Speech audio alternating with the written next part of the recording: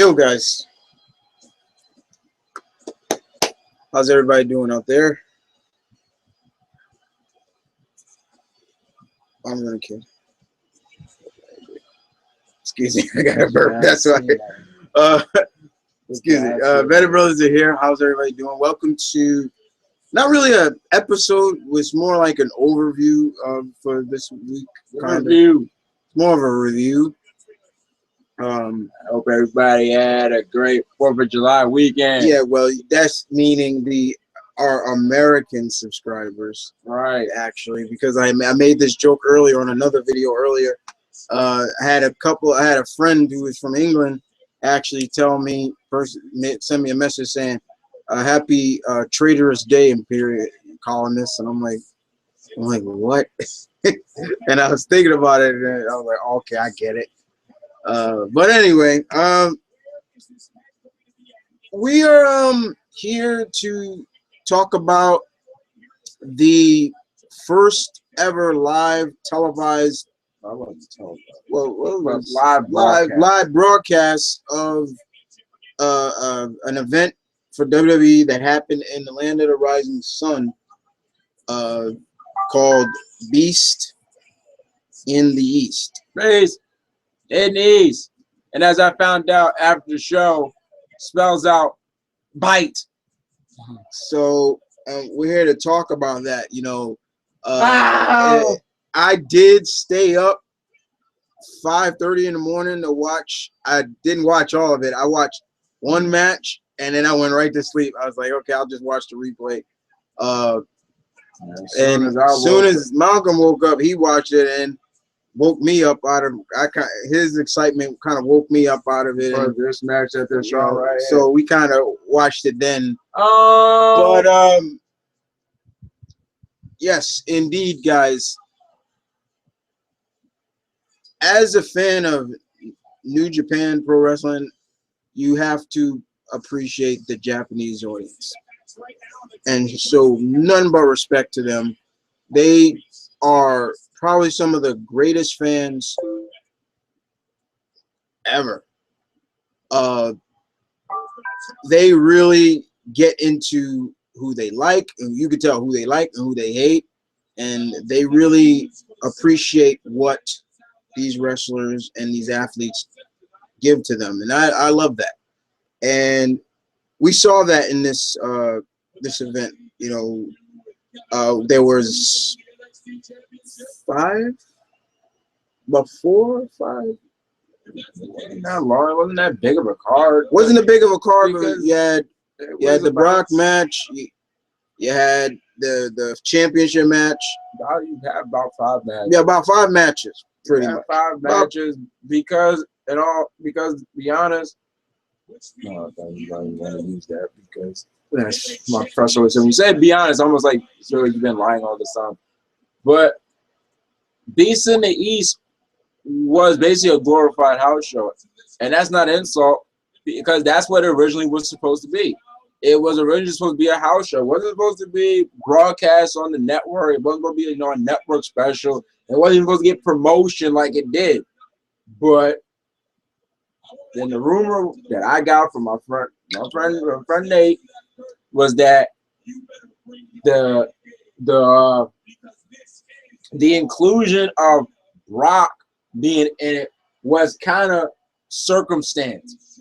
Brock was going to Japan to meet a friend. The rumor he was going to meet a friend / wrestler, and when he found out that WWE WWE told him that we're having an event the same weekend that you're going to Japan, the rumor is that Brock thought, well, I might as well be on the event to make it a tax deductible.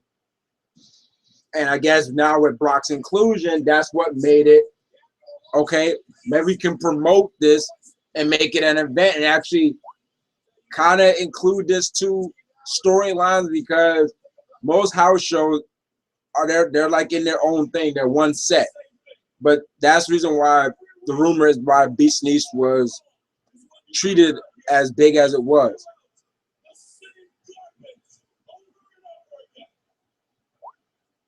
Somebody's just saying. Somebody's mad. it ends tonight. Your time is officially up because I no longer just want the United States title. I need the United States title. Oh, now you need it. Take it from you. Now you need it. No, you only need it because you just lost your NXT championship. And you know, you're still going to be hearing that stuff.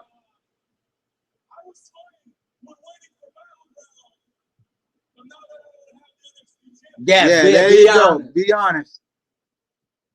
Just butthurt. Yeah, he's butthurt.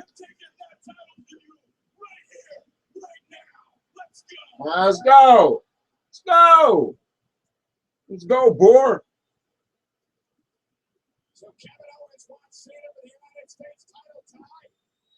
Give him the belt.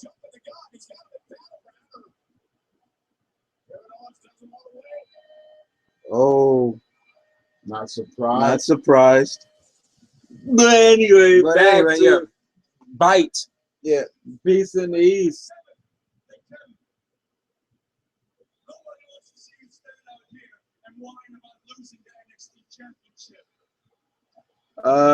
Anyway, guys,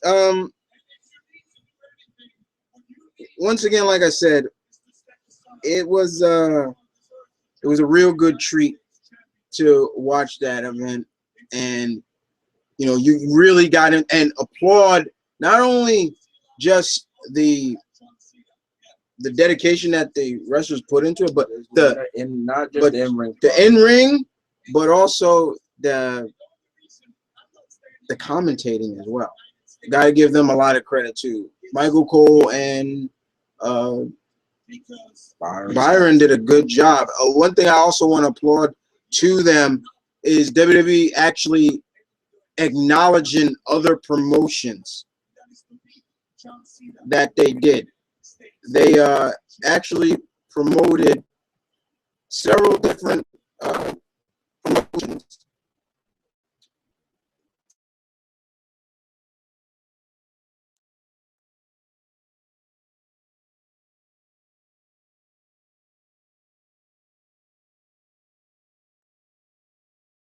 Oh, there we go. Sorry.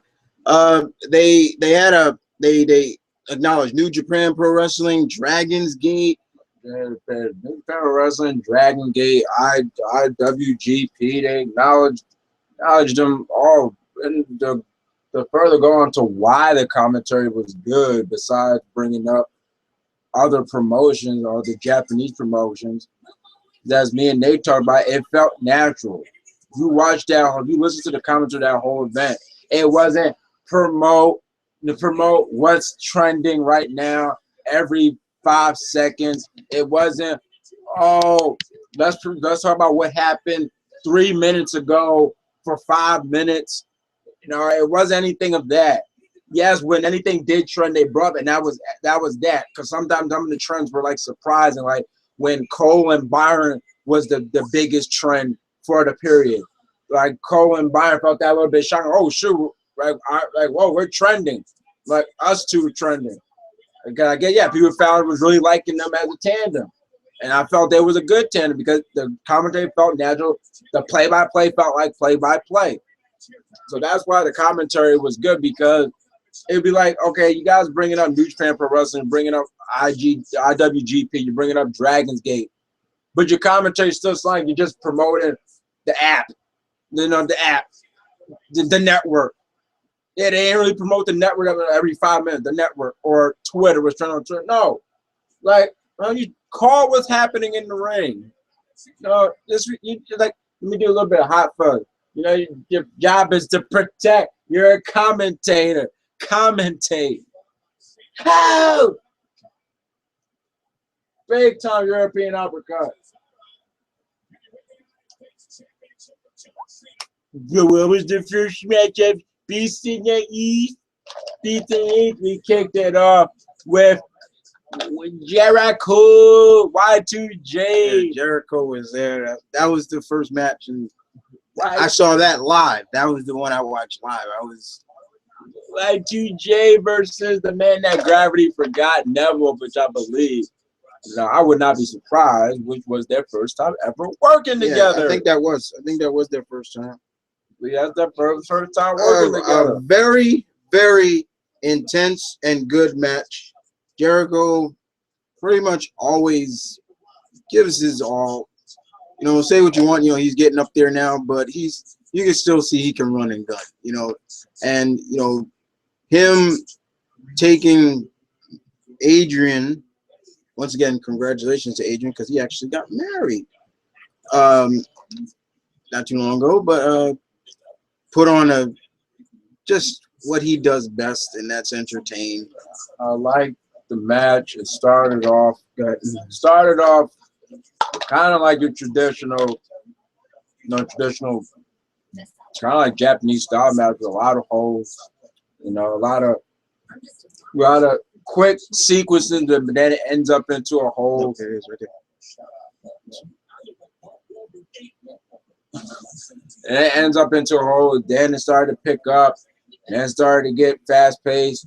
I'm surprised Jericho didn't do the double underhook backbreaker. He didn't do that. I thought, okay, he's in Japan, he might do it. Now Jericho Neville got a good kick in. He always gets good kicks in. Jericho really did a good job actually beating Neville. Actually stop him at every turn and every move. It took a while for Neville to actually get one of his high flying moves. Every time he tried to, Neville just got knocked off. Just pushed him off. Or he fell on the turnbuckle. It was truly showing like Jericho was scouted him pretty well. One of the biggest the match really did pick up, and when Neville really started to get his, you started to see it really flow even better. But of course, I was shocked at the ending. Man, you going already to the ending? I was gonna go with probably the biggest spot of that match. Biggest spot of that match, which I thought was going to be the finish. Yeah, Neville springboard right into a cover. I'm thinking that is it. 1-2 kick. I was like, oh, whoa, what a false finish. And then the finish actually did happen, which is shocking for two reasons. For me, two reasons why I was shocked. You're off camera. Two reasons for why I was shocking. Because it looked like it was going to be the end for Jericho. Because he got super kicked twice. Yeah, that last. He got super kicked twice. One was the last one, he was kneeling. Neville goes onto the top rope. Because Neville tried to set up the red arrow 2 times prior to that. Yeah. This was his third time. Thinking, okay, third time the charm. This time he flips in the air. Red arrow. Like, oh, shoot, Jericho got his knees. I'm like, whoa, that shocked me. Then comes the Lion Tamer. And it's a good thing. It wasn't just the Lion Tamer. It's not just the fact that it was the Lion Tamer. It was the fact that it got called right. Yeah, it got called. Byron called the Lion Tamer. It's the Walls of Jericho. That's the damn Lion Tamer. The Lion. It's a different move. You know the move where Jericho's putting his knee in your back, or he's just dropped down to one knee and you're back. The Lion Tamer, and unfortunately Neville had no choice but to submit. And I believe that was Neville's first submission loss that I've seen, because he survived the Koji clutch from Sammy, and I believe that was his first submission loss. I was shocked, to see Jericho win. And I know you must be thinking, well, why is it shocking for Jericho to get a win? It's not shocking Jericho to get a win. I've seen the guy. I grew up with him winning. It's just that I'm now so used to him. I think everybody's now growing used to him coming and putting over a younger talent. And, in terms of putting over by having them get a win over him. So that's why I was shocked that, Jericho won. I'm thinking, okay, he's just coming back for this house show. And, he's going to put over Adrian by having Adrian win. Oh, shades of bad. Jericho has always stated that he doesn't care about wins and losses. So that was really the shocking point. Is like, you'd figure like that Adrian would go over, but he didn't. I guess it was also the crowd really got into it when he put that lion tamer on. It was like, Japanese crowd, they love their submission. Love the submission. So that's once again, like I said, got as much Jericho. Yeah, Found his footing in Japan. Yep. Yeah, so he got the name Lionheart. That's where he got it from. And Byron brought that up. That's where the name Lionheart comes from.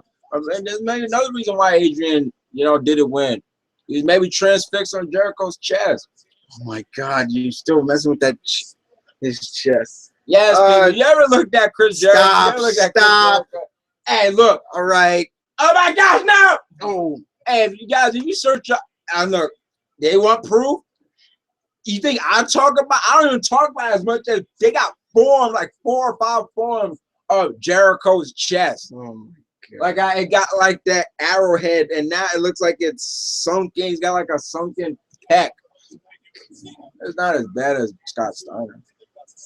Anyway. Oh, wait a minute. Let's see who is here. Wait. Young J-Way, Jarrett. I can't even see the comments. Tony and John. What are they saying? Jarrett says hi. J Flow, what's up?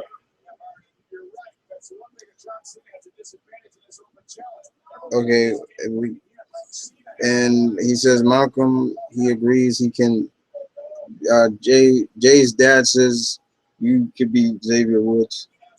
Oh my God. John says, "Hey guys, I wanted to ask your opinion on when you think TNA went downhill because I think it was when they dropped Showcase in the X division that was made different." Oh, we'll get into that. We'll get into that later. Because we do plan on talking a little bit quick thing about TNA since something big did happen for TNA. Well, it had already happened, but it was just aired last week. We'll get into that later. Right now, it's about Bite. Yeah, Bite. Yeah. And East. Tony just says, hey fella. Match and Dano says, what is up with King R-Truth? No, it's King what's up, and nothing's his career's not up. Yeah, whatever. Nothing's going up in his career. As Ben would say, the bump. No, it's just boom. Yeah. Next up on Beast in the East was the first title match of the night and the only triple threat match of the night. It featured for the Divas Championship, or as I say, the Divas should be called Women's Championship. Nikki Bella defending her title against one Tamina and of course one Paige. Tamina, the inclusion of Tamina surprised me. I'm thinking, honestly, what's Tamina done to get a title match? Hold on.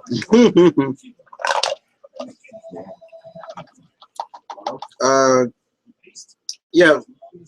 The next match was Nikki Bella defending her title against Tamina and Paige. Unfortunately, didn't watch this match, guys. Malcolm did. I didn't. So I can't really go into details about it as much as I want to. But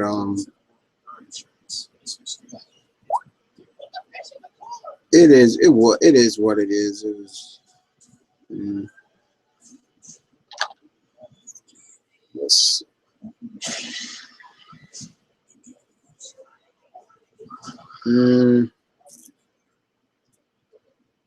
Tony, you ask. Do you what?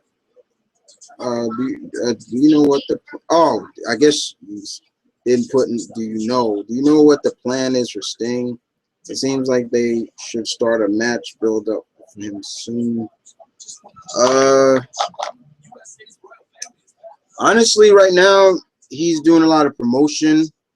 Nothing really set that I know for him to get back something televised or anything like that. I would want him to come back. Hell, I even think he should be like general manager or something because I enjoy him as general manager.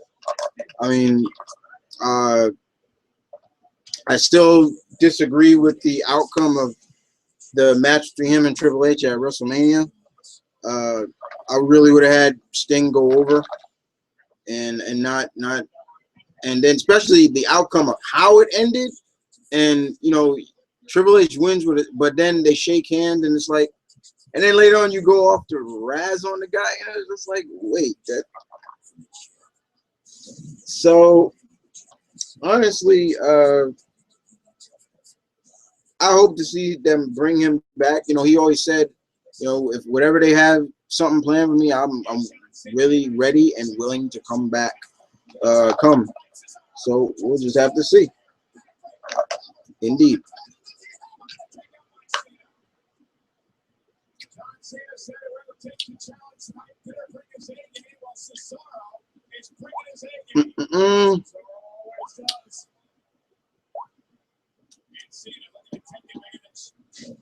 Let's see.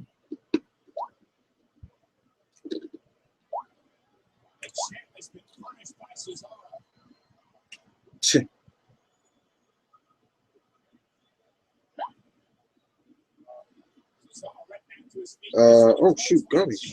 Yeah. Pretty much, it was. It was that. It really was mostly a two match show. I mean, honestly, we'll get to the last match, but I can tell you right now, the last match I was not into. I didn't care. I actually almost went back to sleep. I was like, I'm going back to sleep. You know, but yeah, it truly was just about Jericho, Neville, and Balor and Owens, and that match right there stole the fucking show. It kills me that was not the main event. The main event was a match between John Cena, tag match. It was him and Dolph versus King, Barrett, and Kane. You know, let's face it, Barrett ain't going nowhere, and it pains me to kind of say that too, that he's not really going anywhere. It's like they put that stupid King of the Ring crap on him, and it's not going anywhere. It's not doing nothing for him. It's the same thing I've said about Sheamus. I've been saying about Sheamus now. Sheamus, ever since he won the briefcase, he's been booked as a fucking weakling. It's pathetic. It is so pathetic. And nobody can disagree and tell me I'm wrong on that one, because I'll tell you right now, I'm right. I'm damn right on that. He is built like a fucking weakling. You know, I was happy to see him go back to being heel, but then it's like, as of right now, he is built like a fucking weakling. And that's the trend that's always gone with a Money in the Bank winner. They get booked like weaklings.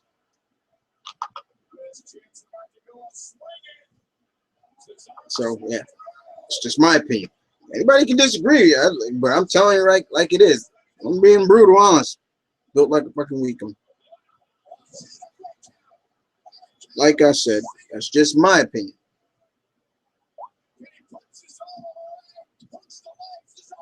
All right, let me see. Oh, since Ed, you're here, how did that wrestling match go that you and Jen went to? I know you guys went to a wrestling, so I wanted to know how that went. Let me see.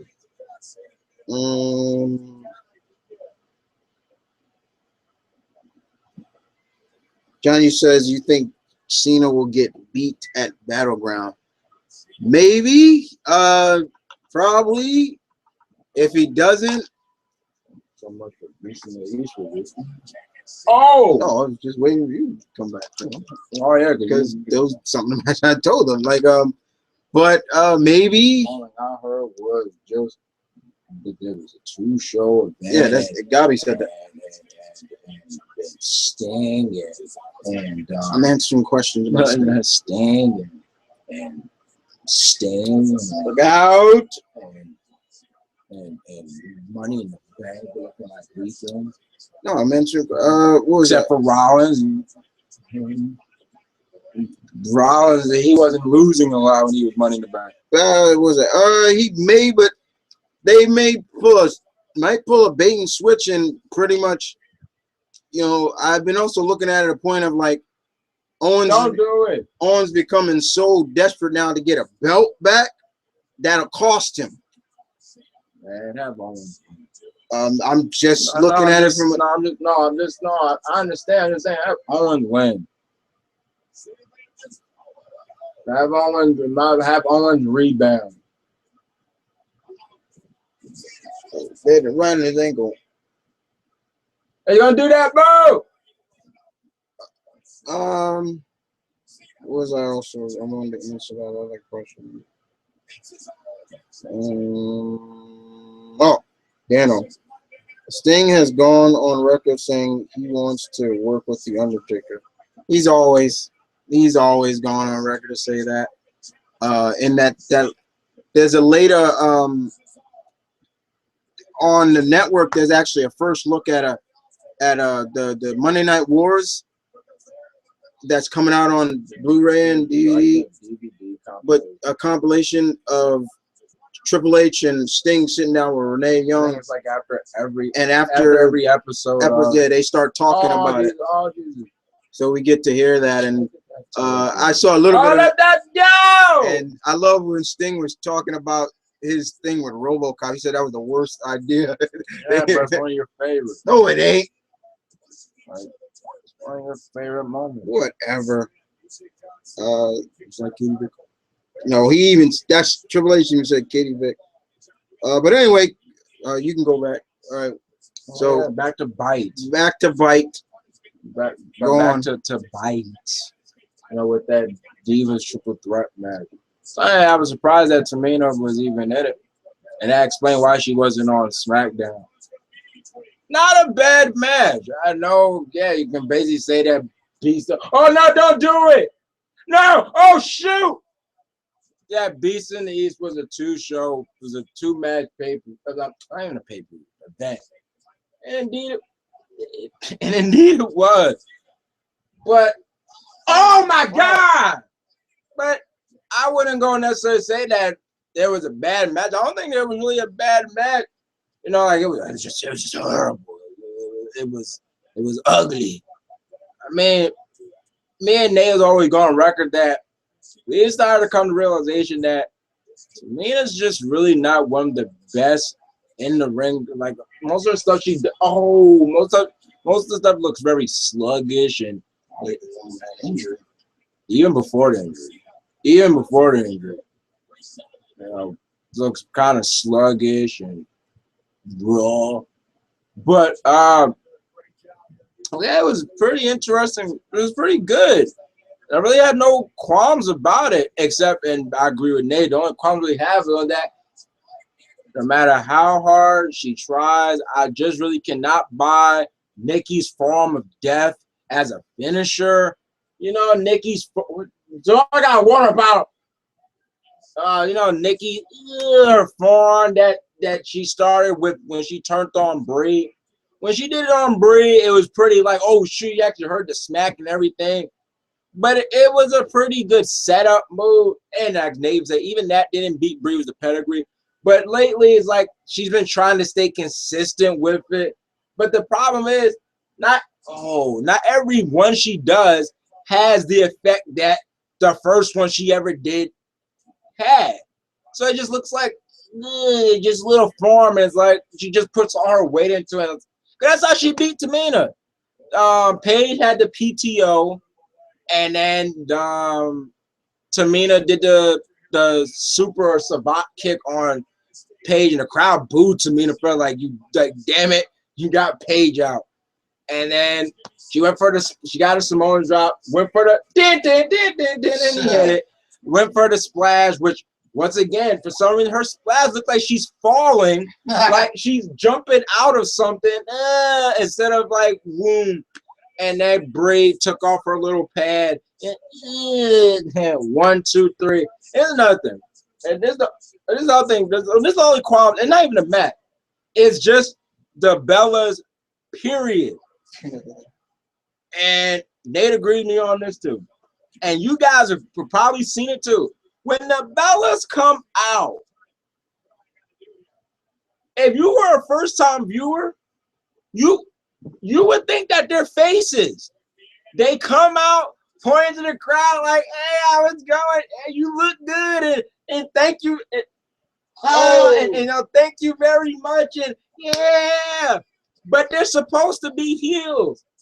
And they're not supposed to be like how JBL when he first started. He's supposed to be like, that villain with good police. Like he's sucking up to everybody, but then behind their back, he's shaking hands, but behind the person's back, he's washing his hands with hand sanitizer, like doing jerk stuff. The Bellas, they come out, hey, everybody, Nikki came out, hey, I'm like, you're a freaking heel.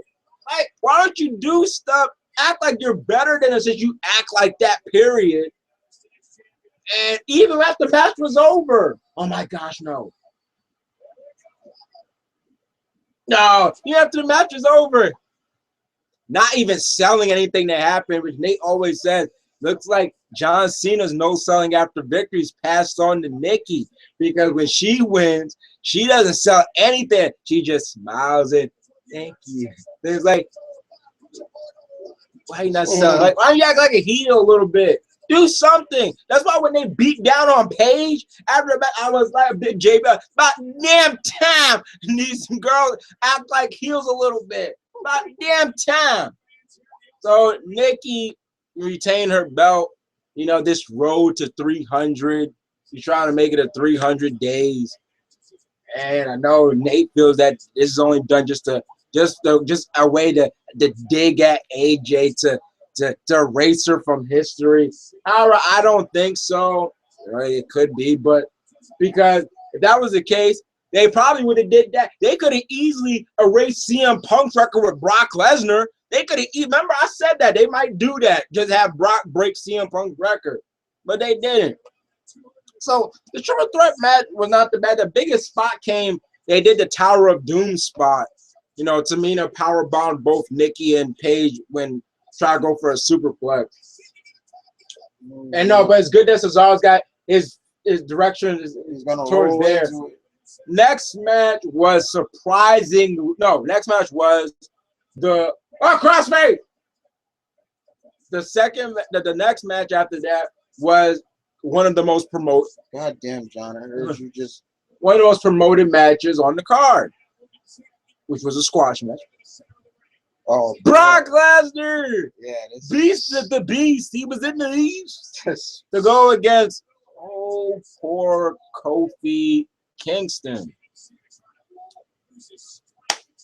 What can be said about this match that I don't think I really need going for. Okay, that's basically what happens. Kofi tried to kick. Kofi was Jerry, and Brock Lesnar was if Tom was like souped up on steroids and just said, "I ain't happened." It just happened before. Yeah. But this time, he's a real killer. And and he's like, "I'm tired of your shit. Like whatever you do to me, there's no fun in games anymore."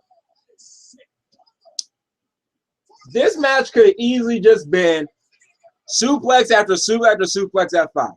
Actually, like that was a cat and mouse game. It built up to the first suplex. It made the first suplex. Why are they showing that again? What does that got to do with this match? See, that's gosh, bad. He said he missed it. He actually. Oh, the neutral. He hasn't done the neutralizer in a while. No. They built up to the first suplex, and man, when he hit that first, I thought Kofi neck broke. I really did.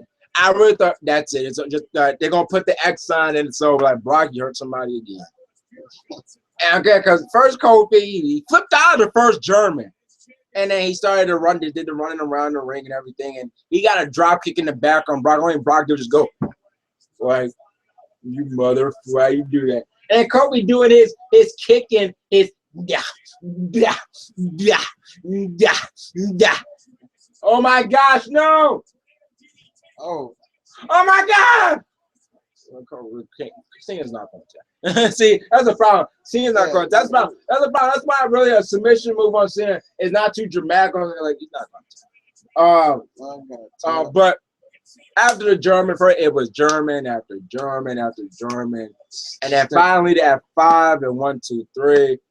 Brock wins. The crowd is happy, and then this is where I have to stop the praising. Because I get Brock. I guess it's supposed to be an anti or now will be a face or whatever now. But this is the hypocrite. This is the hypocrite stuff. Why are you doing that? This is the hypocrite stuff from the crowd. I mean, not from the crowd. From Michael Cole and Byron Saxton. Brock Lesnar is on his way leaving. He gets on the apron. Oh. He comes back in the ring to German Kofi a couple of more times, and then he F-files him again. And what is Michael Cole and Byron's reaction to this? To poor Kofi, hapless Kofi, didn't do anything to deserve getting beat down after match. He just sent a message. I'm like, but I bet you if that was Seth Rollins that day, somebody get in there. You know, this is reprehensible. But now it's on Brock Lesnar, turns a new leaf, I guess. Oh! You could have just pinned him. That don't look right.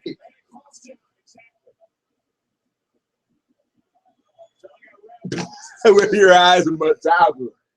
And at least he didn't do that.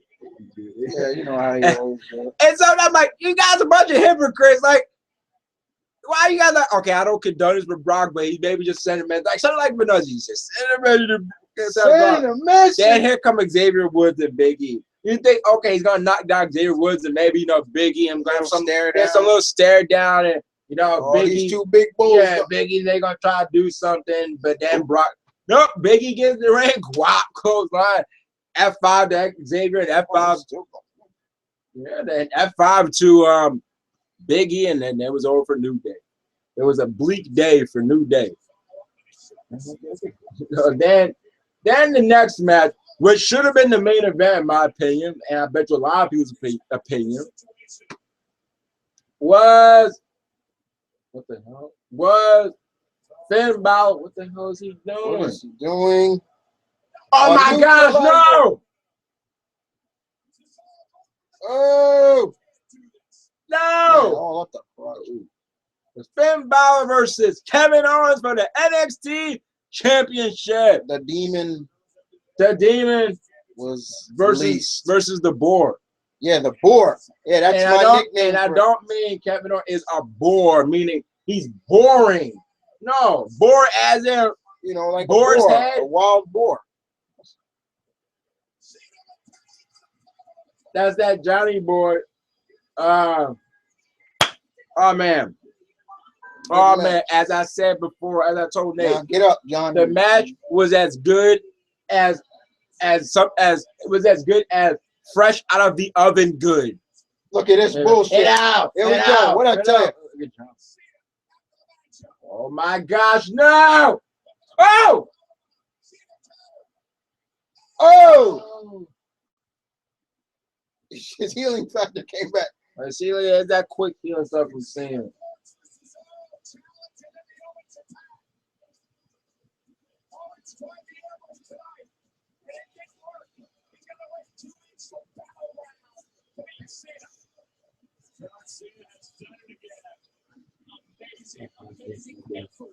Anyway, Yeah. Speaking of Owens, yeah. Speaking of Owens, the Man. boar, once again, Finn Balor, best entrance in WWE today. In my opinion, that is what an entrance. That is something you look forward to. You look forward to that Finn Balor, and whether he's got even when he doesn't have the face paint on or the body paint, when the demon's not yeah. out. But when he has it, oh my God, it's even more of a phenomenon. I was going with it too. I think we always do it when he's like, but this one I really felt because like this is meaningful. He's coming back home. Yeah, he's a conquering hero to the Japanese crowd. He's like the conquering hero. He crafted his skill even. His skill went up a level. He carved his name when he came to Japan. Carved name. He made the Bullet Club. The Bullet Club was made from him. It was his group. It was his group. And so, no, what I liked was that when Balor and the music started, it was a pop. But the real pop came after the whole entrance. It was almost like the Japanese crowd took in the entrance, and after it was over, then we give you the big pop. And I liked that. And oh man, Finn Balor's body paint for this one was so cool. It was almost like I think almost like it was almost like Oni like. Yeah, it was Oni. It was like Oni like. It reminded me a little bit of Evil Ryu, how he looks now with the hole in his chest, the eye. Because I think it had like an eye in the back, and it looked a little bit more like that, like the demon is literally coming out. Oh, like Soul Edge. Yeah, there you go. Look more like that. Like almost like Astaroth. Astaroth and things like that. It was really cool. I mean, the design he must take for people to do that on him is really cool. But I mean, the guy. This is a guy. And I said it before about Balor. This is a guy who not only cares about his in-ring stuff is flawless.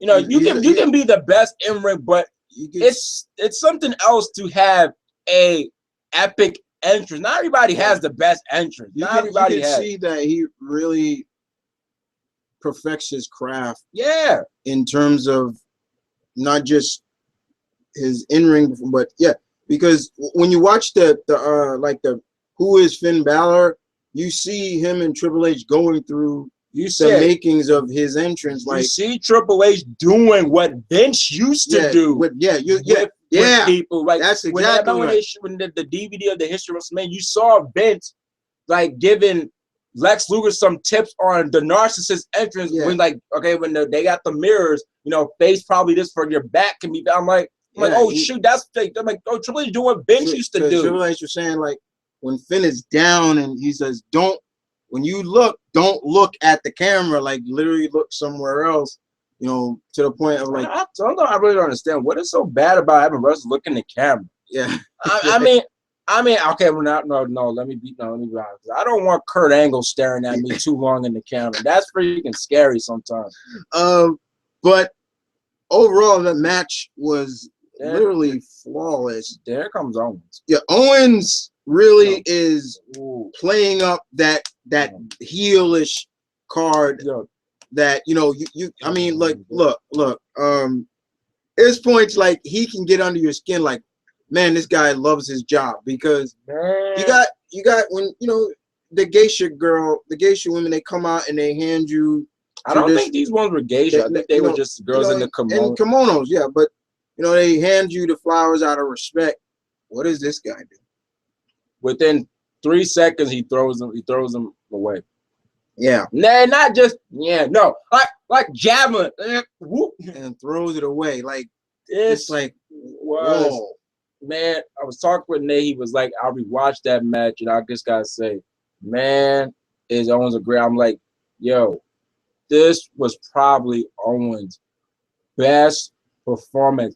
Not in once again, somebody like Owens, in-ring product, great, but his turn of just Just being a heel. Yeah, he's heel. This was I think his best performance since coming up to NXT and / WWE.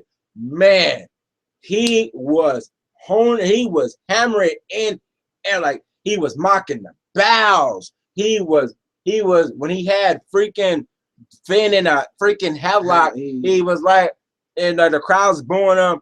I don't even want to be in this dumb. I don't like it. Didn't even want to come back. I'm like, oh, he's like, this country sucks. I'm like, then he does a snapmare on Finn.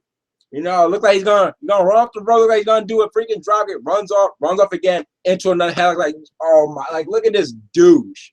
It's just a real douche. But it's heroism like that you don't see in WWE that much anymore, and that you really appreciate that. Okay, he's really not only worried about getting his moves in, but also giving you a reason to not like him and cheer, even a more reason to cheer for as if you weren't cheering for him before, and you really want to see this guy get his comeuppance. And man, and the match started off fast paced. Once the bell rung, Finn like bam, bam, and threw him out and jumped on him, and it was on, and it was just flat out on, and it slowed down a little bit, and then well, you know, he angered the demon. Demons you get the demon, you get hurt. You get hurt. Big moment in this match. Owen kicking out of the coup de grace. I thought it was I'm like, okay, coup de grace, there we go. 1, 2, come on, whoa, and the reason why I know it's like, oh, but kicking out of finishes. It's like, oh, but that happens in wrestling a lot now. It's been happening since Austin and Rock started kicking out their fair, and everybody else really started to do it. Like it's like a common. Somebody look for every title match. But the reason why it stood out here, because this is the case of when you put over a move, when you protect it very well, like they did for Balor. They protected the coup de grace very well because nobody really kicked out of it. So when somebody finally does kick out of it's a big moment. It's a big, oh, somebody kicked out of it. Like, wow.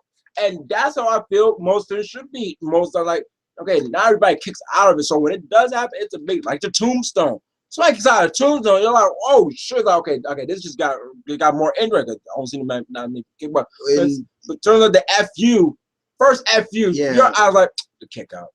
You kick out. There you go. Here's the kick out. So you're still like, oh, that FU, but it's like, well, I'll kick out. Same thing for the Same thing for the GTS. Not that many people care. So when the GTS was hit, it was like, okay, that's it. It's over. You know, it was kind of, when Balor did the first and it kicked out, and then you should have heard him. He's like, what? Yeah, I'm like, what? I'm like, you gotta be kidding. You gotta be kidding me. I'm just like, you gotta come on. And then when Owens went up once again for the Swanton, and Balor like, oh man, his knees went right. No, I got those knees. But he's got those knees up, and then it just picked up even further. Quicker. And Balor was the first one to actually counter Owens' fisherman buster from the tower, because I'm thinking, no, Finn, don't put him on the tower. We're just going to counter you with that fisherman. And he tried it, but when he lifted up Finn was able to break out, kick, and then, how can I forget? Wasn't there another? Finn hit the Bloody Sunday. Yeah. And it was like, yes, he hit it. And but it was a kick out. But then Finn started picking up the pace. He hit his brutal drop kick into the corner. He drop kicks and you go crack in the corner. So when he did it on Hideo, I thought Hideo was dead. And then he hit the coup de grace and 1, 2, 3. I'm like, yeah. But then see, here's the real good thing about this was because after the match, not just after. What? Even before. Oh, yeah. You talking about Hideo, right? Yeah, I'm about to go in Hideo. Okay, even before the match, they showed Hideo. They showed him in the crowd, and he just looked like upset when they showed Owens, because like that's the guy who took him out. But then after the match, after Hall of Famer, who was that? Man, forgetting Tamayuki. the inventor of the Dragon Sleeper. He came out and Dragon endorsed. Sleeper. We panned to Hideo. He's clapping. And he's clapping, but the look on his face sold it. He's like almost in a sense like almost like I'm happy for you, but you stole. Like that was my moment. That was my moment. You stole, and this is where I'm wondering. Oh, Malcolm and I, we started talking about it. Yeah, it's like, are they setting up Hideo to turn heel? And Nate, when we were him talk, he was like, I feel that. He was like, I think Hideo's turning heel, and I'm thinking, I was like, you noticed it too. He was like, yep, because didn't follow his career to a T like some other friends of mine have, but I've known him never to be a heel. He's always been straightforward, the hero, the bay face. But it would be a legitimate kind of sense of him turning heel. If you look at I'm looking at it from the point of view of NXT and things. Look at the point of view of when Hideo came in and then brought quote unquote Finn in. It looked like they were on equal standings. And then when they started going off, it was almost as if it felt a little bit like a Goku-Vegeta rivalry. Like they looked like they were going, but then, Finn would go here, then Hideo catch up, and Finn would come back. And once the takeover, when they teamed up against the Ascension, once Finn donned that body paint, it was like the attention is now more on Finn. Yeah, and that's no disrespect. Yeah, that's no disrespect to Hideo, but it was like, who's this guy? It's like Finn's present, and that's what I wanted to say when we were talking about Finn. This is a guy who really puts in a lot of work on creating a presence. And that's what it's all about. And I'm saying Finn's presence. When you see this guy, and you see when you see with the Bible, we're like, whoa, okay, who's that? And that's something that when I was listening to Steve Austin's podcast, he and what's the Radio Shock jock? Was it Sam Roberts? I think it was Sam Roberts or one of them. Or was it who he does the reviews with? I think it was one of the guy who does the reviews, but he was talking about the presence of Finn. But he also gone on to say, as much as he likes it, he says that he doesn't want that to overlap. Yeah, he doesn't. He doesn't want. How did he say he doesn't want Finn to just be the makeup. Like the makeup is him to make him. Just to make him. No, but you clearly see that it seems like they're setting something up. I won't be surprised if we see like maybe Hideo's all with it. Cool, he's like, yeah. Arigato, gozaimasu, and then next, on their own, they snap him in the back or something. Oh yeah, pull a Macho Man off or something like that, and he turn, it'd be like, wow, GTS.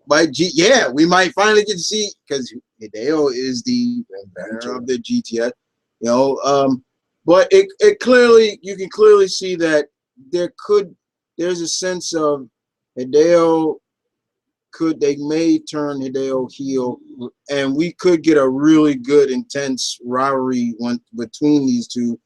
And you wouldn't expect anything less from NXT. With that being said, because the best part of that we have, as and that's no lie. It's not even a question of pretty much saying, well, the main got some good stuff going, and you like. But compared to NXT, it's like, what? We talked about, me and Malcolm actually talked about, we were looking at the NXT roster, and we were looking at some of the guys and girls, and we were just saying, like, when we started talking about, remember we talked about the first one, we was like, Kaz and Enzo. First night, just give him the fucking mic. Yeah, It was just like, give them the mic. Because I had this talk with Nate, and he asked me, the question was, who are the female and female who think on their first night He's gonna win the crowd. They're ready. They just go. And at the time, I said Balor. I said Finn Balor, like easily marketed. He's just easily marketed. He was another guy. Yeah, we said Finn because I don't think at the time Adrian he didn't come yet. Yeah. He didn't come into the main roster. So I said Balor. I said Balor and Sasha Banks. And he was like, Ground was like, Sasha, you give her a mic, let her beat the boss.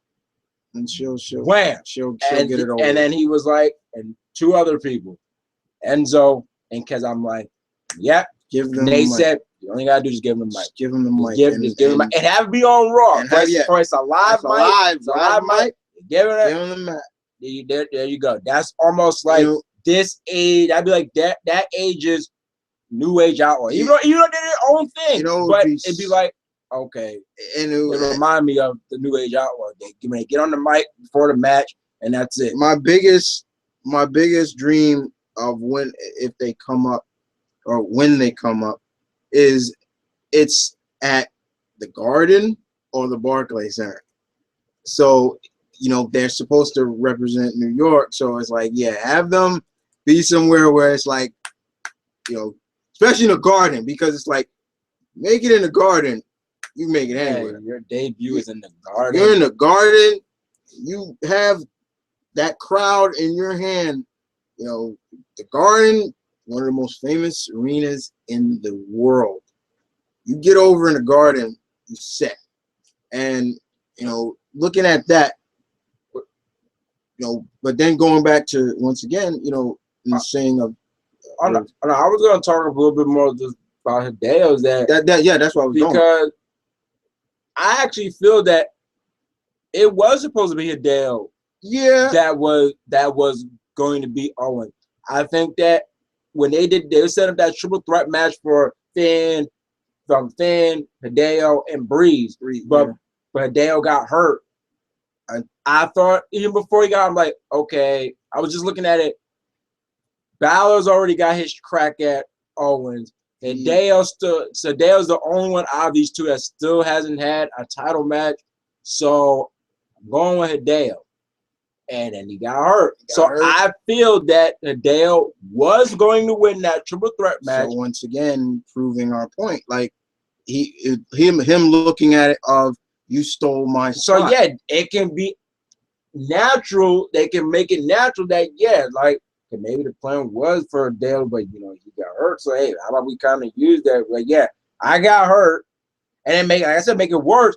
You won the belt in my home. Yeah, and once again, we even joked about it. Remember, we were like, if Hideo, he starts saying gaijin and things like that, it's like all right, because you may have worked your craft in country, but you're still a foreigner.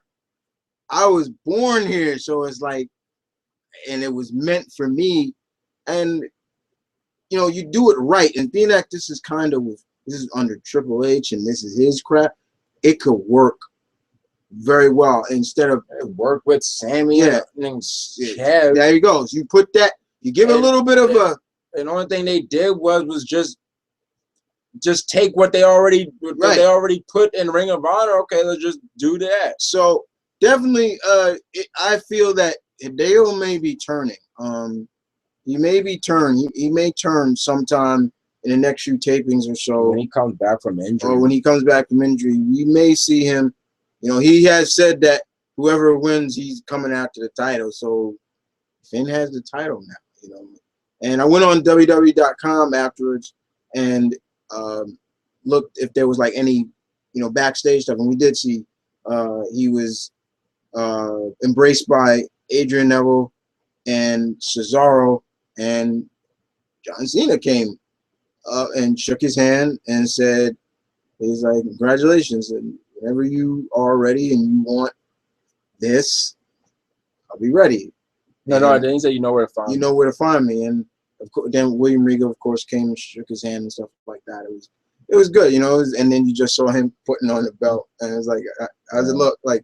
And they did the too sweet sign, and it was cool. And it should have been what closed the show. And after, because then the next match was the tag team.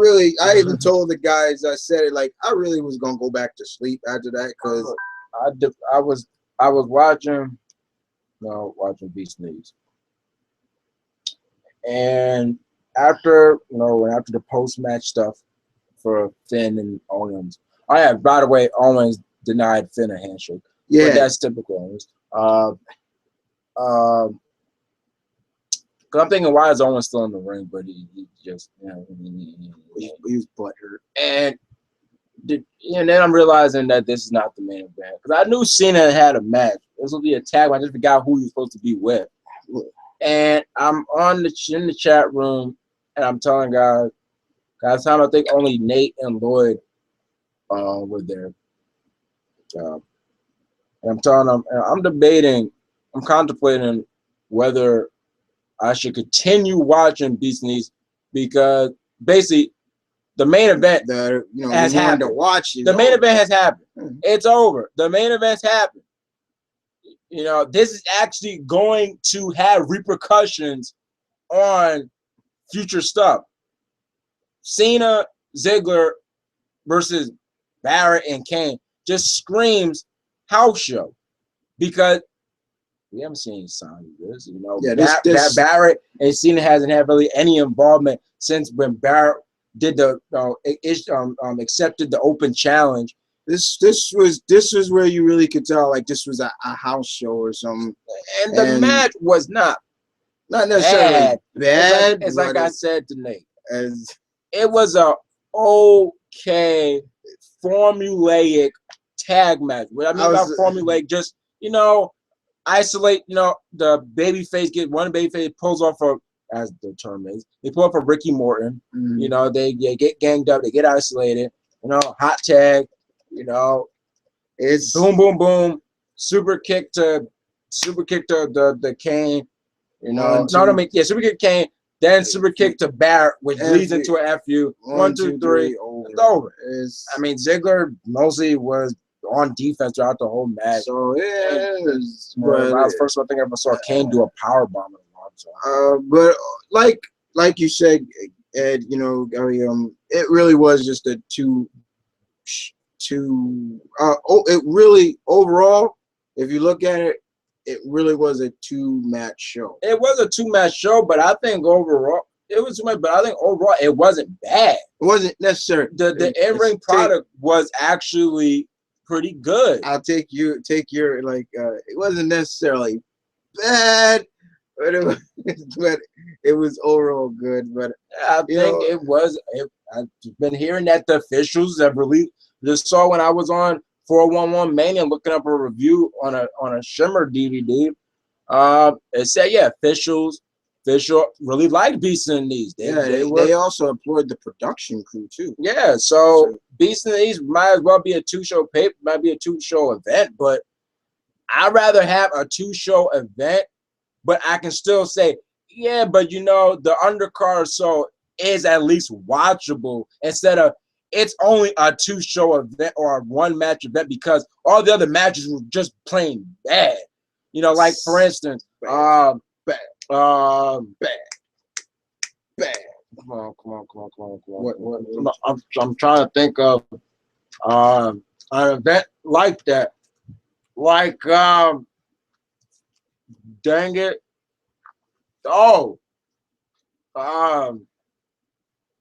Victory Road 2009. Oh man, that's probably one of TNA's worst papers. So it's only really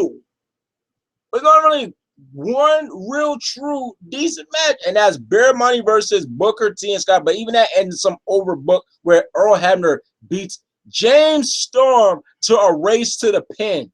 Earl Hebner beating James Storm in a race. The guy who my hip every time, but and then this is the reason why I said that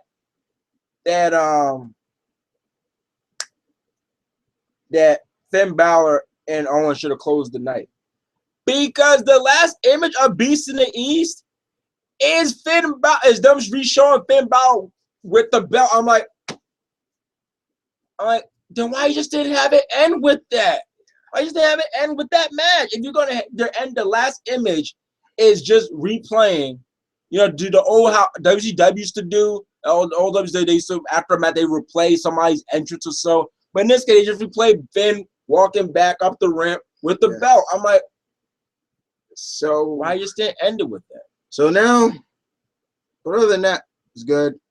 So now a little Q&A session, guys, so you guys can throw a little. It's 11:40. Okay, well, you can throw some questions out at us. We'll answer those questions that some of us had. I know, John, you had. The question that would Dab say, like, wait, you just putting out the questions that John had. John had a couple of them. Yeah, that TNA. The TNA question. No, he has a couple. That's what I'm looking at. Yeah. The TNA one you asked, the first one, you say, in your opinion, has TNA gone downhill? I thought it was when did they go down? When did they go downhill? Is that the question? Let me make sure. I really don't like getting questions. When do you think? Yeah, when do you think TNA went downhill? You think when they stopped showcasing X Division? Well, they still showcased the X Division. It's it's actually a new X Division champ, which I'm very happy for too. Well, yeah, it's true, but I think he's talking about when it really didn't have a focus. It wasn't the main focus of TNA anymore, how it was in the early days, where yes, whatever was going to X Division was really acknowledged, not like here's a little time for high flying and stuff. No, but yet no matter, you still have that. But whoever's going for the X Division title would still be like, okay, Joe, AJ, down. Hey, this is what you need to know about what's going on between these three. This is what you need to know about, Samoa Joe, Rampage reign as X Division champ. This is what you need to know. So I don't think the X Division is. I don't think it's been the main focus of TNA for a while. It hasn't been the main focus for TNA in a while. It really hasn't. When you're saying when it went, when did TNA go downhill? Oh, that's what he feels when they stopped making the X Division like the main focuses. I also put when they added some other stipulations, but do you have a specific period? I think also when it was focused, when they had I don't even remember this stuff, but a certain group, that's definitely time too. But so it is kind of sad. But like I said, I am glad that. Well, I didn't give mine. I thought you did. No, I didn't. Oh, okay. I was just talking about with John's about the X Division.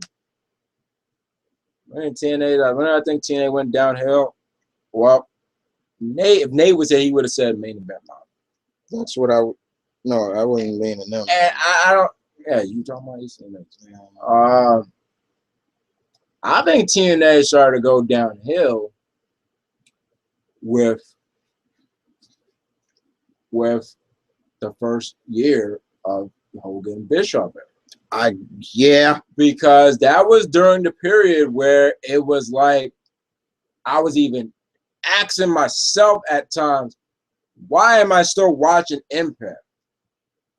But then I would be reminded of why with stuff like this Machine Guns versus Beer Money tag 5 or best of 5 or best of 7 tag team championship series, or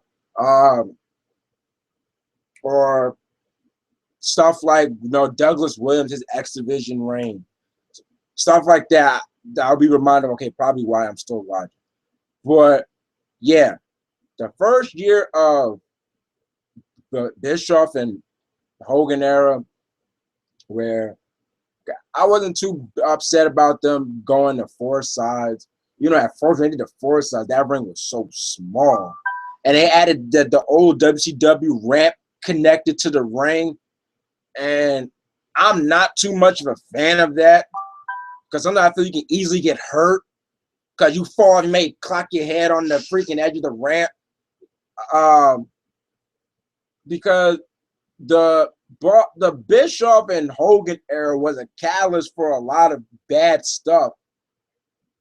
My opinion, it was a catalyst of less focus on the reputation, the good reputation that the knockouts built. Because then you start getting stuff like that stupid lock box showing when you have the, and this is during they tried to do the new Monday Night War, and one of the episodes ended with the knockouts title being decided in some like Jeopardy or whatever lock box game where it is these 4 boxes. You got Velvet, Angie, Tara, and Daphne. They're all in front of these 4 boxes, and one of these boxes either has the knockouts belt in it, and Victoria's spider. Yeah, it has Victoria's a poison in it. It has a future knockout. I mean, a knockouts tag team title shot, and the other one, someone have to strip. A strip tease. Guess who won that one? And it's like, Daphne. And it's like, that's what it's like. You're just. It's not even, you just. No, that's just. No, I'm just. It's just really like. What are you doing? And Angie, that's how Tara lost her belt. Yeah, because Angie opens up hers and she got it. And Victoria, when she gets her poison, and then the realization sets like, oh shoot, that means I lost my title. It's like, yes. Also, it led to Hogan and Friends. Yeah. The first couple of months, it was the Nasty Boys coming back. It was, Scott Hall coming back with X-Pac, and Scott was wrestling in briefs, and it's like, I don't need to see that. And the band. Oh boy. All right, enough.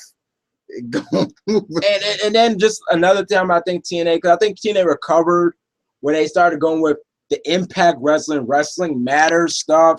They started to recover a little bit with that. And then in 2012, I still feel that summer, they was putting on some really good shows. Because a lot of people even praise it. Like, it seems like they're like the Phoenix rising out of the ashes. Here comes AC. Okay, moving on to the next, because they both are asking the same question. But John again and Young Jayway, it's about Bray. And they both say kind of a similar, would you be okay if Bray won a championship as champion?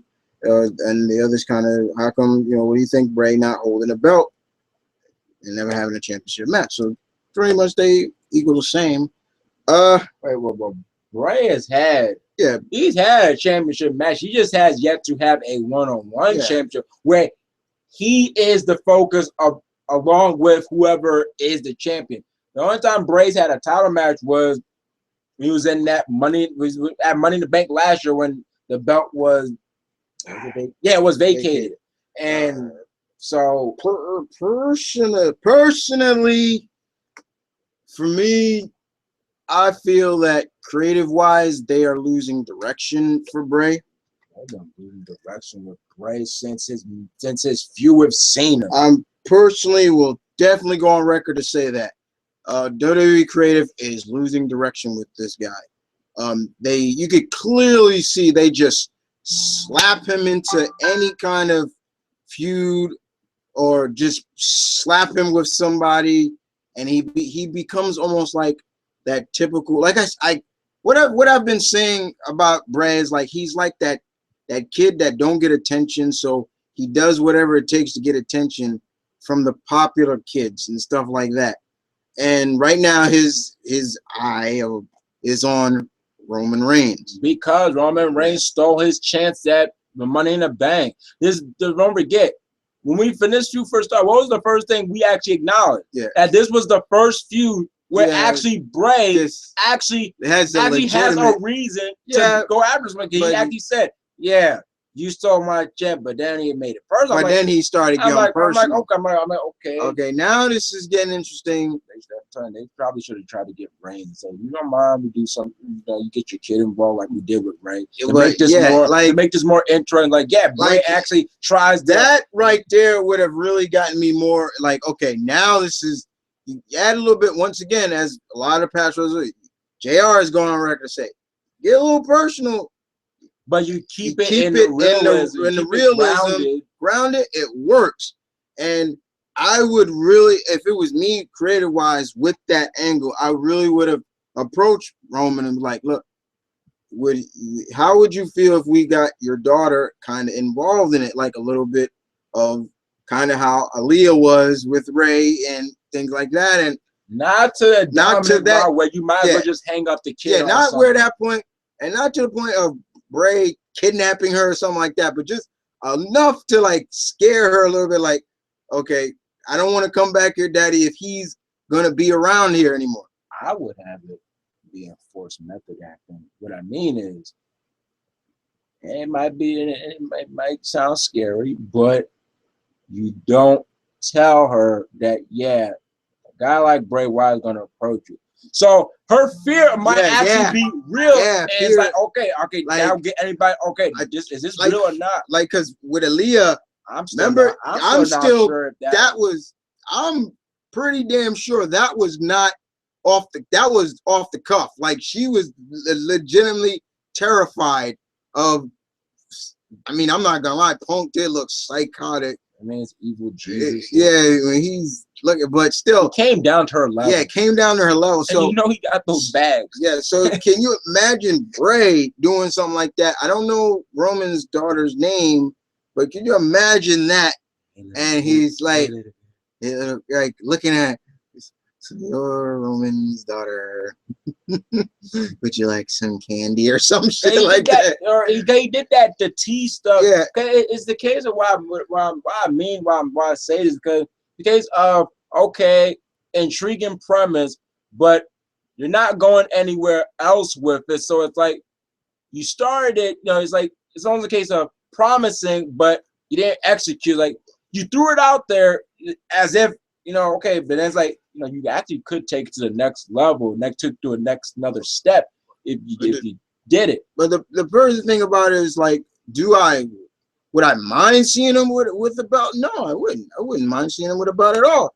It's just first I thought his character didn't care about you until he cut that promo where he said he actually does care about because he actually will make it a symbol of destruction. I'm like, okay, so he actually does want the belt. So I wouldn't necessarily say I don't want him to have a belt. It's just that right now, creative-wise, they really have no direction for this guy. And this is coming from a guy who we just came up with a thing with Undertaker. Yeah, it's like you got him coming off all these kind of big cliche matches, and there seems to be no real clear-cut direction. You have him come off with where he basically built up that whole program by himself. Yeah, he basically pulled off a Jericho where he had to do it by himself.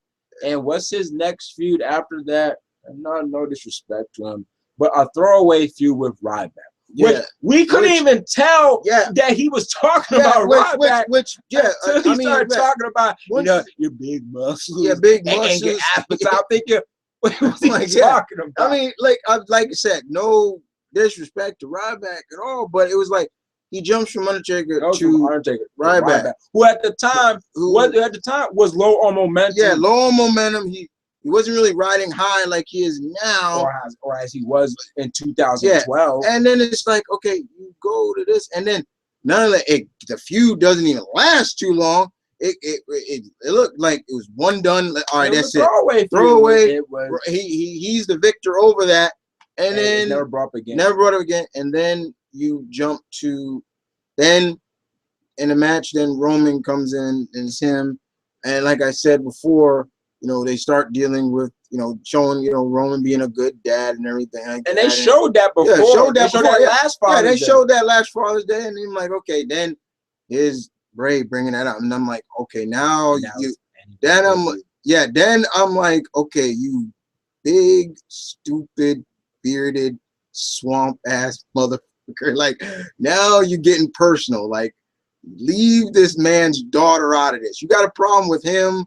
And that's where my legitimate of getting involved in is like, okay, now I want to see your ass get beat. You're messing with a man's child. Like, what the hell? Like, what are you doing? Like, I just hope that mess is not stronger than lockup. Yeah, like, because that's gonna take away any reality of it. Like, wait, so Roman's been wanting to get his hands on Bray. He thought he got his hands on one of this Raw, but it turned out to be a a falsy. But If that match starts and the lockup, I'm like, no, that should be Roman either trying to go for the Superman punch right off the bat, but it stays hot and heavy, and it's just okay. Last questions here is from Big Rick. He says, "Hey guys, I know I'm late. Just gotten home and at lunch. It is absolutely a beautiful day. I think NXT is better than the proper WWE content at the moment, which is ridiculous." And this is the thing, about NXT. NXT only does that in 1 hour. Yeah, it's not a 2 hour show. It's fucking 1 hour. It's only 1 hour, and their takedowns are 2 hours. I don't think any takedowns made it to 3 hours. They've always been 2 hours. So I think with 1 hour, there's more focus. There's a clear focus. It's not like, oh, let's try to jam all this thing. Now add there a little bit of skits and what's going on. But they're always to the point. But they're straight. Yeah, they're always to the point. They don't drag it. They're straight to the point. Like what's going on now with what is his name?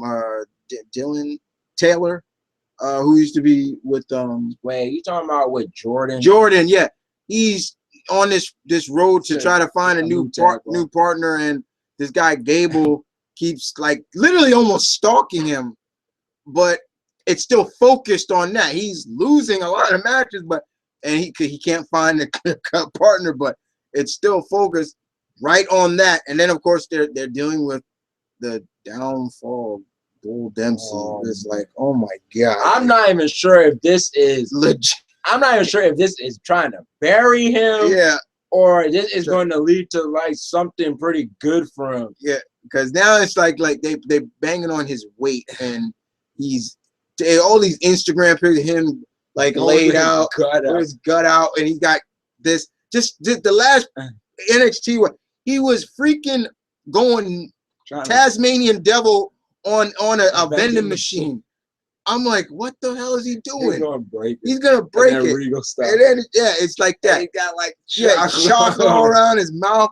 And then of course, once again, something. And then they finally started to segue back with Sasha Banks. What's going on with her? Yeah, because we hadn't seen her. But it's still keeping focus on now that I don't even know what you want to call them now, but the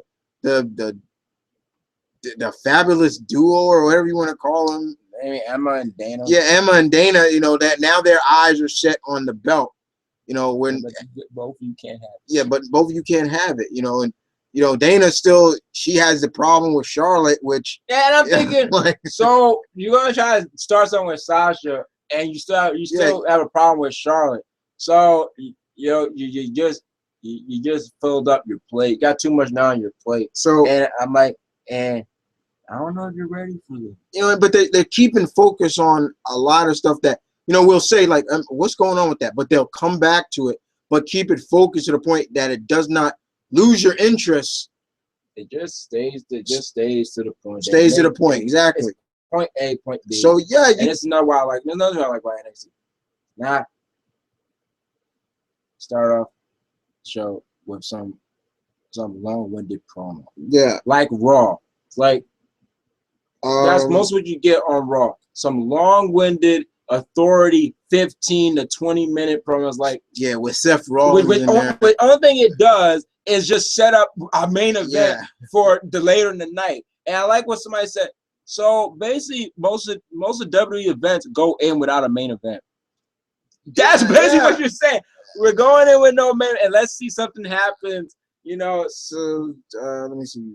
All right, next question. Go, keep going. I'm just gonna bring up the biggest thing that late happened to in TNA. Yeah, I'm gonna answer this first question right here. Okay, Gregory says, "What's your thoughts on Steve Austin as the main centerpiece on 2K16?" I'm fine with that. It's like I don't really want to go into detail because we kind of really want to wrap this up real quick. But bottom line, right here, a friend tagged me on Twitter. Oh no, not Twitter, on Facebook with it, and I literally told him I was like, "I'm cool with it, but the product.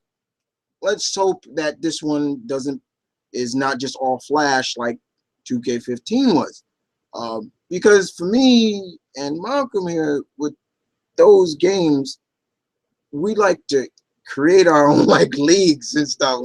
We have wrestlers and we put a lot of work into the wrestlers that we have. Like we'll actually transition the wrestlers that we created from each one onto the next one, and 15 couldn't do that. They really. Okay, I started yet to play 15. In ring the gameplay, seems pretty okay. But my main thing was the customization, because that is like the heart and soul of WWE's games since freaking WrestleMania 2000, where they really went in with THQ and Aki. Yeah, they really went. They were Aki. Before they went to Yucks. Yeah, really went in on, at the time only Yucks was for SmackDown. Yeah. But for Nintendo, it was still Aki. When you really go into, customization. But with 2K15, they take out, no, I think it was only for, I don't know if it was for all versions, but you couldn't make females for some reason. I'm thinking that doesn't make sense. Couldn't make female, and me and Chris personally like making female wrestlers, and not in a pervy way. No, not in a pervy way. Like we get very creative with them. I mean, so you take out female, then you can't use custom music. Yeah, you can't. They took out create a story mode. And I'm thinking, damn it, I need that. Yeah. Like I like using create a story mode. I'm thinking, they took out create. I think they took out create arenas. Like, what are you doing? Like, and it's to the point where I felt that 2K15, because they mostly really just promoted the next for a bit. Yeah. So I thought it was like, basically you're just paying for graphics. Yeah, that's basically the way I looked at it. Is like, even from that intro that they have, with Kid Rock, is like, this just looks like it's all graphic wise of just showcasing the power, the power of the next gen systems, but you're taking away the essence. Like you took a step forward, but then took a million backwards. So yeah, I'm happy that Steve's on the cover, and I like the little promo. Like he digs back up the smoking skull belt. Like it's almost like he's buried that. Like I'm not Stone Cold anymore, but it's cool to see him bring it back up, and it was fine.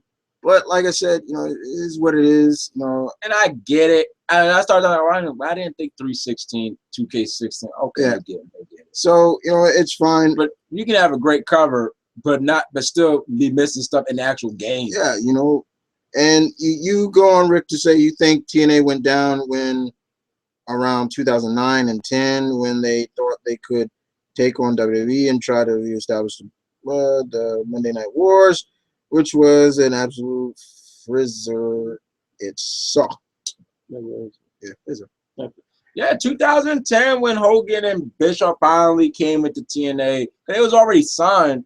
But yeah, I think that because in 2009, the only problem really with 2009 TNA was that was the year me and Chris actually started to check in on their pay-per-views. Yeah. We used to watch online. Yeah. We watched from Destination X all the way to Bound for Glory. That is a guy who actually he was from the UK. He would actually Justin TV. He would actually we was watching him Justin TV. And then we found out where there's another guy from the UK who actually would stream it right from like Skybox or wherever he was watching DirecTV. And But we would watch those yeah. papers, and these were the two problems we always saw. Man, overbook is out. Oh yeah, God. B, using pay-per-views to promote something for Impact. Yeah. I mean, I guess Impact is more important than your pay-per-view. But you know, it is what it is. But you know, we did want to talk a little bit about TNA. You know, we're gonna just wrap this up real quick. But You didn't need to put the dash. would I put it down? Well, okay. Anyway, just recently on the latest pay-per-view taping of TNA. No, it wasn't pay-per-view. It was just an Impact. Impact. But it might have had been a pay-per-view. We basically got crowned the new TNA champion. It's Ethan Carter. It's EC3. Boy, whatever. And it is what it is. He still, to me, has a lot of work. He still has not impressed me enough in-ring wise. I'm still not impressed by him. He can cut it on the mic, but that's great personality. Yeah, but still, I mean, the thing about it is he actually beat Kurt Angle cleanly. I'm not even gonna lie. He didn't cheat in the classic hold the tights or anything. Titus got out of the match, but the funny thing is, like, we actually know the outcome of this week's outcome. It's like No, it's not this week. It's the week after. The week after. It's just like you beat him clean, but then no, I'm not even gonna spoil it. You don't want to ruin it. But it is what it is. TNA might be their final year. Might be their final year. I mean, there's something going on with Jeff Jarrett and Global Force Wrestling with them. But honestly and truthfully, guys, this could be. Wait, so you were lying to people? Oh yeah. But keeping it real, guys, this could be TNA's last year. Really their official last year, because we talked about it last week. A lot of guys are leaving. Word is that Bobby Roode just signed with with Global Force. Yeah. Aries could be going back to Ring of Honor. This is how I feel about EC3 with the TNA World Championship. If once they started having him, they started really acknowledging him being unpinned, unsubmitted. It got to the point where you might as well put the title on him or get him close to the title, even though he's not the best in the ring. You already started it. You might as well just finish it.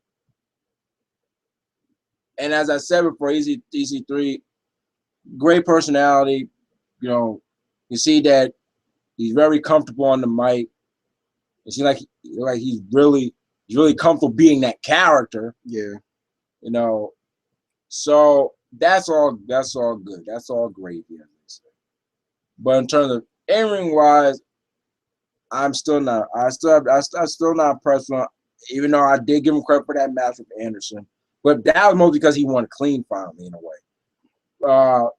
But because even the match with Angle, I said it's not bad. It's okay to decent. That's where it's in between. That's where it's in between. I don't think it was the greatest TNA title match I saw. I mean, the crowd was great. Crowd was great for the match. But I think in terms of a champion, and it's different if you're a monster heel, because sometimes there's only so much a monster heel can do. You're not going to expect no technical match from monster. And I'm not expecting a technical masterpiece from EC3. But as the main champion, you gotta give me a reason for why I should watch your matches. And watch them all the way through. And quite honestly, I don't think that's the case for EC3. That I'm really looking forward to what he's going to do in a match. And I'm more like, it's almost like what can you do that's going to impress me that you have not done already? See, it's the difference between him and when Eric Young was champ. You know, it was really, I actually was interested in watching. Because we already seen what Eric Young. We seen him. Been watching him since 2005, so we knew what he could do. But you know, it is what it is. You know, guys. You know, it just seems like, you know, it's been just steadily declining, and you know, the product is not what it is. And then the recent stuff that went on with their kind of pay-per-view and what Dixie gone on to say, and you know, I just read recently that, you know, Ethan had a few choice words for PWI. You know, him going on record to say, you know, kind of F them because they don't even acknowledge the TNA championship anymore. Wait, when was this? Just recently. I just read it. Like he kind of had some choice words for them. It's really harsh. You know, it's just like, wow, like they don't even acknowledge that no more. This is wrestling, you know, Illustrated, you know, Pro Wrestling Illustrated. It's like they don't acknowledge it anymore as a championship. And you know, the last thing I'll have to say about Ethan is that somebody brought it up when it was. I went to an article. It was just showing his exclusive post-match comments he had to say about his match. And I looked on the comment section of the article that was on. And the person brought up a good point about EC3. The person's like, I'm just happy for the young man. I'm not really a big fan for him. But the guy basically said is that with that gimmick, once they brought him in as like the chosen one gimmick and Dixie's nephew, he's already got, you know, greatness. He already got greatness, but he's also already got, you know, connection with Dixie. Like I said, if that gimmick would have failed, he would never got that thing over.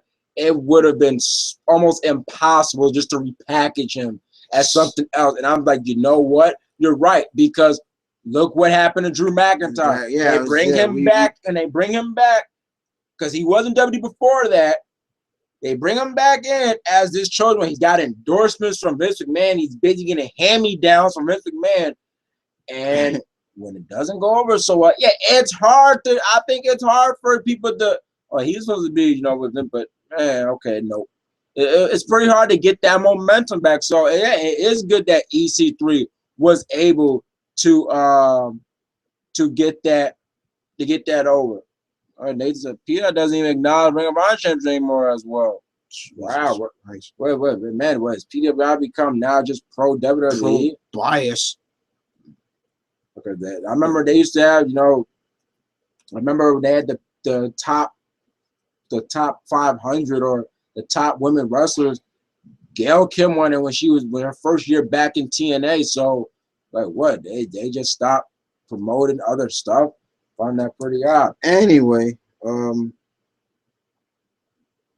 wait, no, there's one more thing on TNA. Okay, just gonna put this out there.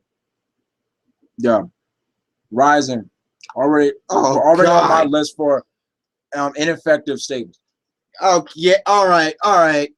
Yeah, you know what? I'm gonna go out and put this out here too, because I was gonna see. Thank you for reminding, because I actually wanted to get that out. Yeah, Ryzen, just unofficially, unofficially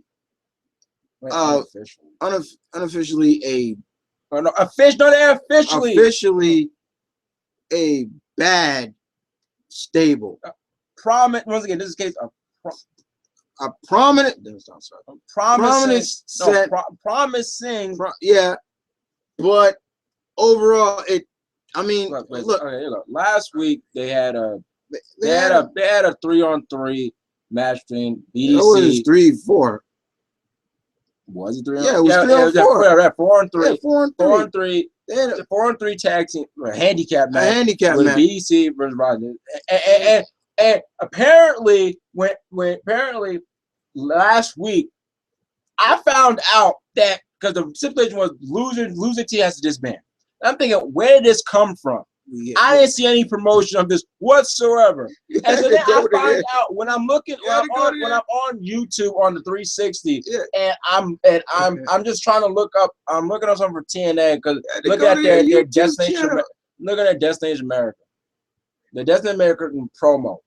Cause I find it funny, you know, guys like everybody get it, and so I'm looking through their videos for on their YouTube page, and then that's where I see exclusive, the rising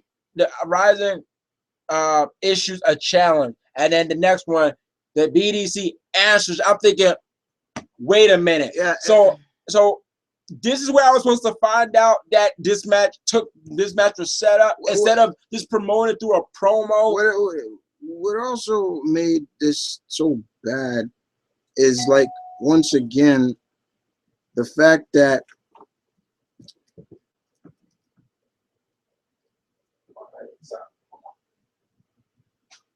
I'm trying to find the right words. The fact that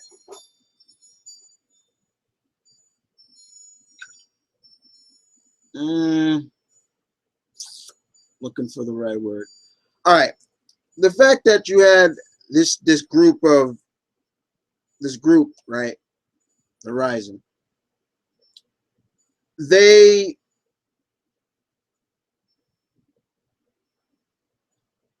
are constantly, almost always outnumbered,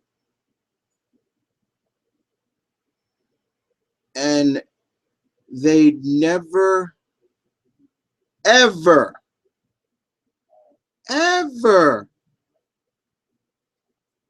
realized to gain a fourth member. They're always constantly outnumbered, and it was to the point, it was just like, you know, this is getting really tiring and seeing them. And it was like, Drew, why is there not a fourth member? Not just why is there not a fourth member, and this is where I'm saying, if the Rising was just supposed to be like this rebellious group, meaning like, you know, stand up for president, meaning like anybody that had the belief could just join and Drew would be fine with it, then it should never had to be that Drew goes out having the recruitment. Just like when they jump down, somebody that just has the same belief and doesn't like the bees, he just comes in and it's like, hey, I'm with you guys too. And it was kind of weird because it looked like it was setting up with Matt Hardy, and that shit went nowhere. Yeah, he had that one segment with Matt Hardy where I need to talk to you. And he's like, and I forgot what he said to Matt. Yeah, but you just see Matt like giving it thought. It never went anything. It's just like, and you know, then the match comes and it would just clearly look at it. It was just like, I'm like, it's just like, you know, it's like, well, from the get go, you can see that it be easy because Micah gets eliminated. Yeah, it was. Then Eli Drake does a vault and then somehow hurts his leg and he can't. No, but yeah, Josh, man, he's a big man, so all that weight crashed down his leg. I'm like, he didn't fall anywhere. And Drew has to be there, and he somehow eliminates two guys. He eliminates Loki and he eliminates Kenny King. And then it's MVP and the newest member, Hernandez. And you know, he kiss my ass here, kiss my ass, MVP, a bastard. You just shove it. You showed it. And it's just like, and stuff like that was just like, what the hell? It just made the BC come across as they were more of a team than the Rising. Yeah, it's like it just really felt like to me that Drew, or he just riled these two guys up. Yeah, you want to join me? Yeah, let's go and take them out. And we're professional wrestlers. Let's take them. And next, you know, so they all, yeah, let's do it. And they don't work precisely together.